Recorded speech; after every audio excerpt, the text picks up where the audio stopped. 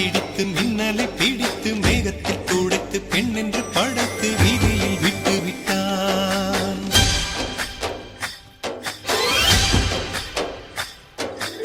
இப்படி இன்னொரு பெண்மையை படைக்க தன்னிடம் கற்பனை தீர்ந்ததை எண்ணித்தான் பிரம்மனும் மூர்ச்சையுற்றான்.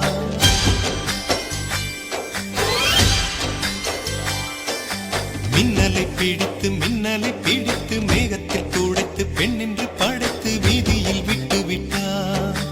இப்படி இன்னொரு பெண்மையை படைக்க தன்னிடம் கற்பனை தீர்ந்ததை எண்ணித்தான் பிரம்மனும் மூர்ச்சையுற்றார்.